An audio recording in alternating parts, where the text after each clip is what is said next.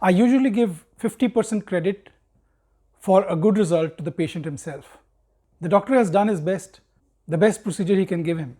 But it is the next 6 months of good care and following the advice of the doctor that achieves the result both the doctor and the patient set out to achieve. Darling Bird's I'm going to Darling Bird's clinic.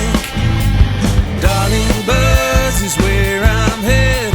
For mama told me, son, there are no second chances. Love and war and hair transplant. Darling Bird's. But in this patient, I give 75% of the credit to the patient.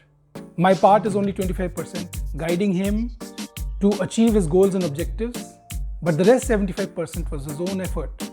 Just 10 months back, this young expat of Indian origin was incessantly worrying about his hair loss, which was massive.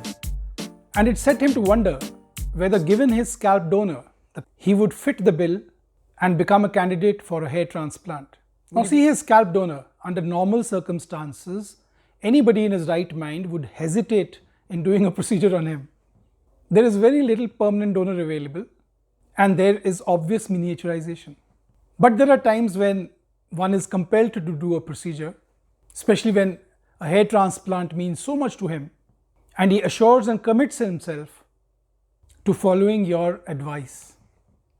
After a detailed, in-depth counselling, and after assessing his hormonal parameters, I reluctantly considered a hair transplant on him. Since the patient has a positive mindset towards oral finasteride, he was compliant towards medical advice to take the DHT blocker.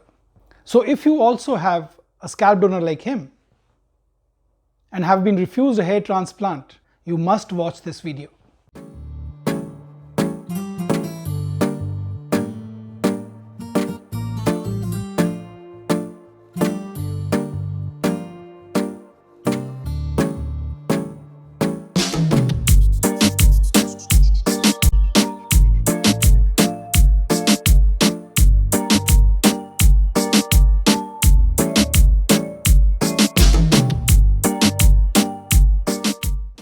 People stare at me incredulously at times when I tell them that PRP is not a DHT blocker.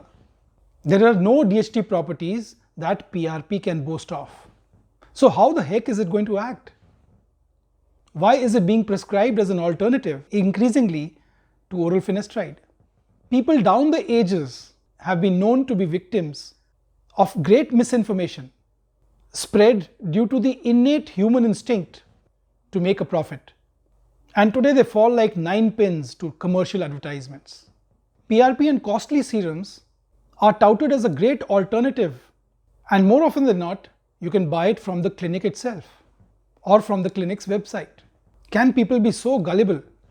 Today there is more money to be made by prescribing alternatives to finasteride to pander to patients who have the fear of oral finasteride.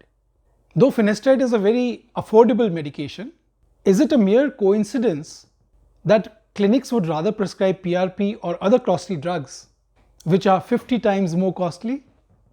Give it a thought.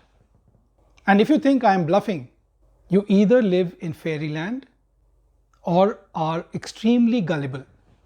And through this you are endangering your own interests, as androgenetic alopecia takes its toll by its surreptitiously progressive nature.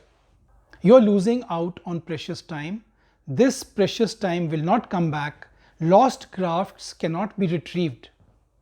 The truth lies in the fact that no hair loss, no baldness that is unstable, progressive and extensive can be treated through a hair transplant without stabilizing the baldness through oral DHT blockers.